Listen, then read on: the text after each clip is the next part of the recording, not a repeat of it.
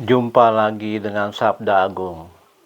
Kali ini saya akan mengupas suatu cerita di mana nyawa seorang manusia sangat berharga, sangat dihargai, sangat diutamakan di hospital di negara bagian Australia ya.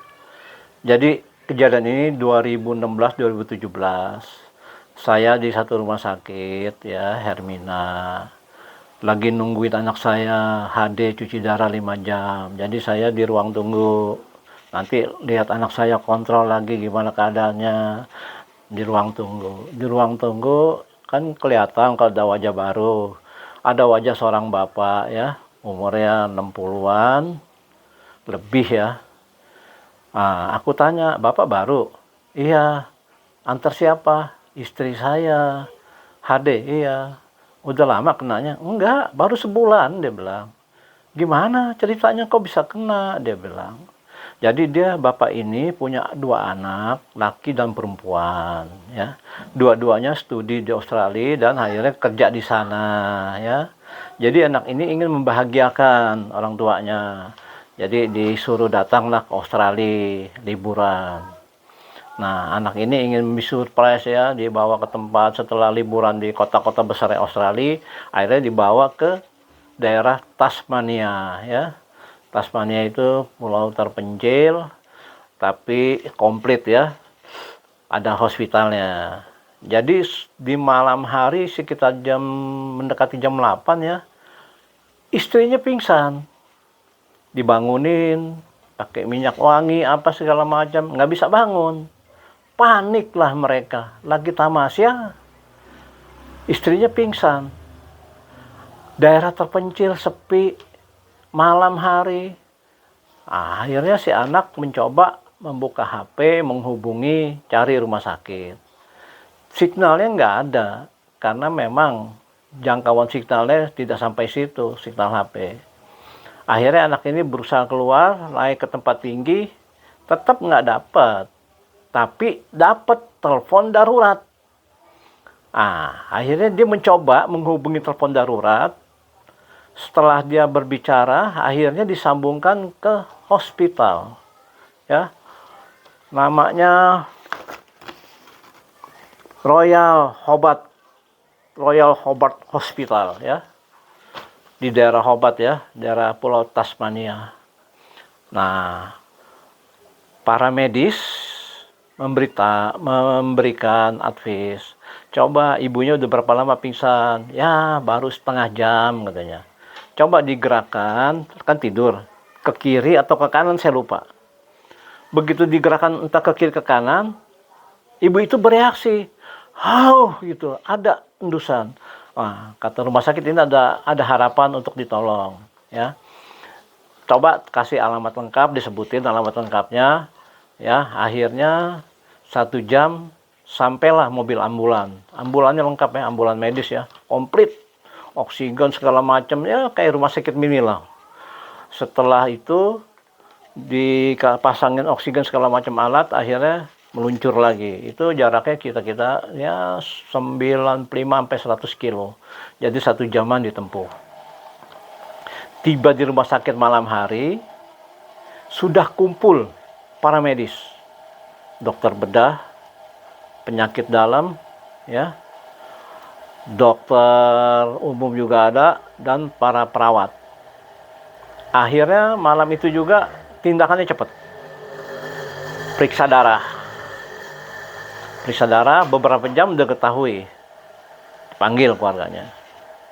"Pak, maaf, ini ibu gagal ginjal. Harus cuci darah." Ibunya udah disadarkan tuh. Entah gimana caranya ibunya udah sadarkan dari siuman. Akhirnya kaget kan. Kok cuci darah jadinya? Dikasih kreatininnya, uriumnya, ya, buruk semua. Akhirnya untuk keselamatan cuci darah 2 jam atau 3 jam itu ya, setiap hari itu sampai seminggu. Setelah pulih, diatur perjalanan pulang ke Indonesia. Dia di kota Tangerang. Rumah sakit ini sudah mengkontak rumah sakit Mayapada di kota Tangerang. Jadi Mayapada ini nanti jemput. Jadi si bapak ini ya sama istrinya, anaknya tetap di Australia karena kerja, diberikan ya notice emergency ya, notice emergency passenger perjalanan ya, untuk kesehatan darurat ya. Nah, si bapak ngelihat istrinya udah sehat begini, bilang, saya masih mau ke Perth, ke Darwin, ke ini jalan-jalan dulu bisa. Oh nggak bisa, ini penyakit serius, harus cuci darah mungkin seminggu 2-3 kali, bapak nggak bisa jalan-jalan. Kalau bapak mau seperti itu, saya cabut notisnya, saya tidak bertanggung jawab. Akhirnya anaknya neken ayahnya, lain kali bisa, urusin ini dulu mama, katanya. Akhirnya mereka berangkat. Tiba di Bandara Soekarno-Hatta, sudah dijemput oleh ambulan rumah sakit Mayapada. Jadi udah di calling, rumah sakit Australia ini terus memantau. Sampai tiba di rumah sakit dia memantau. Rumah sakit itu memantau benar-benar ya. Dan sebelum mereka pulang itu berempat tuh ya, kan anaknya juga di kota besar Australia ya, di daerah apa saya lupa ya, pokoknya kota besar. Jadi mereka disuguhin makan di rumah sakit itu, dijamu. Waktu seminggu itu ibunya di rumah sakit, dua anak sama papanya ini sama rumah sakit itu di Australia itu dicarikan hotel yang murah tapi memadai, bagus. Jadi betul-betul dia berhubungan dengan departemen sosialnya sana, cari hotel yang subsidi. Tapi bagus hotelnya, menurut Bapak ini. Begitu baik ya, rumah sakit Hobart Hospital ya, Royal Hobart Hospital ini. Sangat baik ya. Padahal ini rumah sakit Pemda ya, rumah sakit pemerintah. Nah, setelah tiba di bandara, dijemput ambulan, rumah sakit Mayapada Tangerang. Rumah sakit itu memantau terus sampai sudah tiba, sudah tangani ya, rekam medis dari rumah sakit, kopinya udah dikasihkan, udah ya udah. Jadi seminggu 2 kali dia 5 jam di rumah sakit Mayapada, HD, hemodialisa, cuci darahnya. Karena ini biaya pribadi, jadi si bapak ini berat juga ya, berat ya, cuci darah itu kan nggak murah ya, 1 juta lebih setiap cuci darah, belum obat-obatan segala macam, vitamin. Akhirnya dia ikut BPJS. Nah, BPJS itu dia pindah ke rumah sakit tipe C Hermina yang terima BPJS. Waktu itu Mayapada belum. Ini kejadian 2016-2017 ya. Akhirnya ketemu saya, bapak itu cerita seperti itu. Saya tanya kan, habis berapa duit pak di rumah sakit Australia? Semalam saya kontak anak saya, belum ditagih. Hah? Bener pak, belum ditagih. Jadi jaminan gimana? Anak saya cuma ditanya kerjanya di kantor apa, nomor HP-nya berapa, nomor kantor berapa. Setelah dicek, besokan pagi harinya benar, berarti ya ini benar anak saya kerja di situ, nomor HP-nya benar. Jadi belum ditagih itu. Bayangkan. Begitu masuk rumah sakit di Indonesia, masuk ya baru 3-4 jam udah taruh deposito uang ya.